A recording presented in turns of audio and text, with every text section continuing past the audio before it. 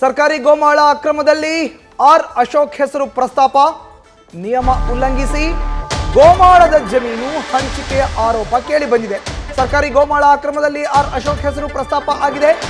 ನಿಯಮವನ್ನ ಉಲ್ಲಂಘಿಸಿ ಗೋಮಾಳ ಜಮೀನನ್ನ ಹಂಚಿಕೆ ಮಾಡಿರುವಂತ ಆರೋಪ ಇದು. ನಿಯಮ ಉಲ್ಲಂಘಿಸಿದ್ರೆ ನಾನು ಮಾಡಿರುವಂತ ಆದೇಶನ ವಜಾ ಮಾಡಲಿ ಅಂತ ಆರ್ ಅಶೋಕ್ ಹೇಳಿದ್ದಾರೆ. ಯಾವ ಗೋಮಾಳ ಜಮೀನನ್ನ ನನಗೆ ಅಂತ ತೆಗೆದುಕೊಂಡಿಲ್ಲ,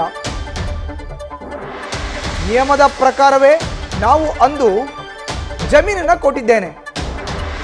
1 ವರ್ಷದಲ್ಲಿ ನಾವು ಮಾಡಿರುವುದನ್ನೆಲ್ಲ ರದ್ದು ಮಾಡಿದೆ ಸರ್ಕಾರ, ರದ್ದು ಮಾಡಿದ್ದಾರೆ ಇವರು. ಸರ್ಕಾರದ ವಿರುದ್ಧ ವಿಪಕ್ಷ ನಾಯಕ ಆರ್ ಅಶೋಕ್ ಕಿಡಿಕಾರಿದ್ದಾರೆ.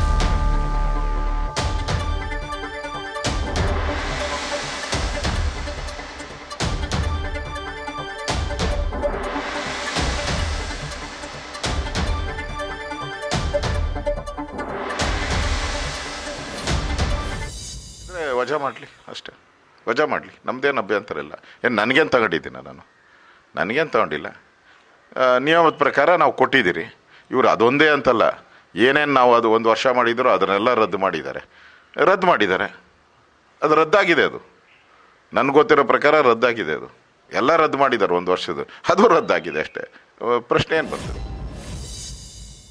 ಗೋಮಾಳದ ಜಮೀನನ್ನ ಹಂಚಿಕೆ ಮಾಡಿರುವಂತ ಆರೋಪ ಈಗ ವಿಧಾನಸಭೆಯ ವಿಪಕ್ಷ ನಾಯಕ ಆರ್ ಅಶೋಕ್ ವಿರುದ್ಧ ಕೇಳಿ ಬರ್ತಾ ಇದೆ. ನಿಯಮ ಉಲ್ಲಂಘನೆ ಮಾಡಿ ಜಮೀನನ್ನ ಗೋಮಾಳದ ಜಮೀನನ್ನ ಹಂಚಿಕೆ ಮಾಡಿದ್ದಾರೆ ಅನ್ನೋ ಆರೋಪ. ಅದಕ್ಕೆ ನ್ಯೂಸ್ ಫಸ್ಟ್ಗೆ ಆರ್ ಅಶೋಕ್ ಪ್ರತಿಕ್ರಿಯೆಯನ್ನು ಕೂಡ ಕೊಟ್ಟಿದ್ದಾರೆ.